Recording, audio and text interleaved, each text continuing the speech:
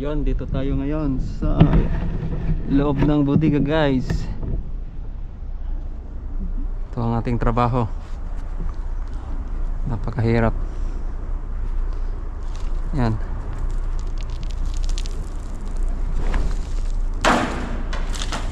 Guys, dami.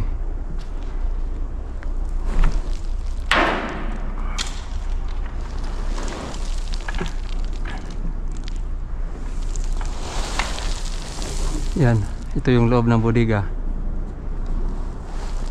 Ganyan karaming kargada.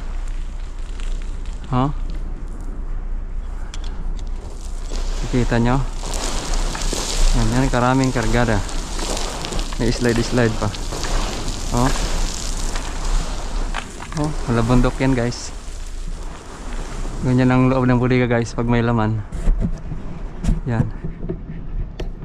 Ganyan kataas yung bodega at ganyan din karami yung laman. Halos puno.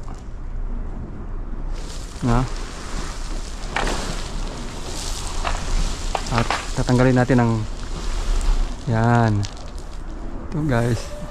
Tanggalin natin. So dito guys, tinatanggal natin yung alikabok dahil once na hindi natin tinanggal yan at nagkaroon ng moist dahil malamig, titigas yung alikabok kasi aggregate semento guys eh.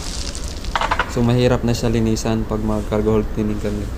Kaya ginagawa namin habang puno pa yung aming bodega at mas malapit kami doon sa taas, mas mabilis maabot o masungkit, pinawalis na namin kasi mahirap ito tanggalin pag tumigas.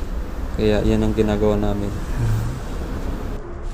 Yung ganitong trabaho guys, sa mga aspiring seaman dyan, sa mga baguhan, mahirap yung ganito kasi mawalisan nyo yung bawat kanto na yan. Minsan gagamitan nyo ng ere para mahanginan siya mas mabilis kung may air hose. Yan yung mahirap dito at maalikabok at makati. Tapos sabayan pa ng mainit yung panahon. Talagang pagod na pagod ka. Buti na lang may extra naman yung charterer namin, yung nagre-rent ng barko namin.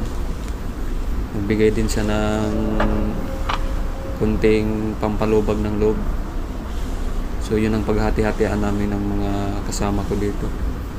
So sa ganitong trabaho talagang tiyagaan lang. Okay na to kaysa dun sa Pilipinas. No choice ka dun. Mahirap kumita dun. Minimum wage ka lang dun per day. Dito kahit paano masyerte pa rin tayo kahit paano.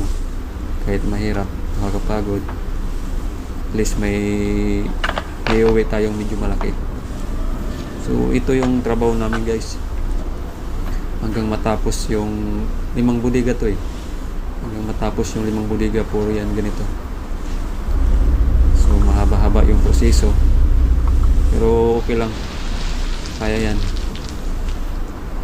Dahan-dahan lang, tamang galawan lang para hindi tayo masyadong pagod.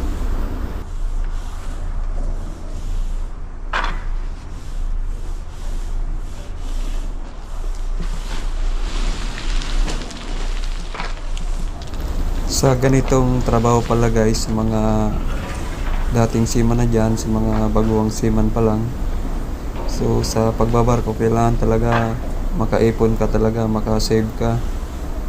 Dapat yung pera mo pagdating mo, maipaikot mo siya para hindi siya naubos. At least yung kita nun, yun lang yung gagalawin mo. Kasi once na hindi mo ginawa yun, pabalik-balik ka lang dito sa barko.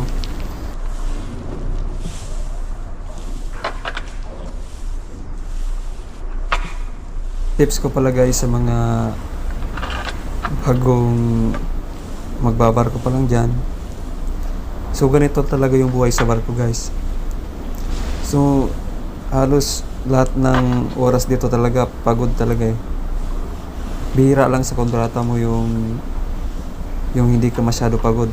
Talagang normal yun sa barko. Normal yun sa barko na yung trabaho dito talagang masasagad yung pagod mo eh. So ang gawin nyo na lang para hindi kayo ma-stress o para wag kayong susuko sa pagod. So once na may time magpahinga kayo, matulog kayo, sulitin nyo yung pahinga para may lakas kayo. At isipin nyo rin yung kung paano kayo nag-umpisa, kasi yung ibang seaman sumusuko agad sila na sobrang nahihirapan na sila parang nafe-feel nila yung parang nakakapagod. Pero isipin nyo yung pinagdaanan nyo, kasi hindi basta-basta yung makasakay ka ng international na barko. So mahirap yung pagdadaanan mo bago ka makarating dito. So pag dito na kayo, yun lang gagawin nyo. Isipin nyo lang yung pinagdaanan nyo, yung hirap ng pag-a-apply nyo, lahat ng pinagdaanan nyo, lahat ng paghihirap. Kasi sulit naman yan once na mahawakan nyo na yung sahod nyo. Doon na lang kayo bumawi. Ipunin nyo yun para sa darating na panahon makakapag-retire ka ng maaga. Hindi ka na matutulad doon sa mga tumanda na nagbabarko pa rin. So yan ang advice ko doon sa mga katulad ko. Sharing lang ng tips, mga inspiring and motivational quotes para sa mga seaman. So yun lang mga kabaro. So sana abangan nyo ulit ang aking susunod na video. Thank you.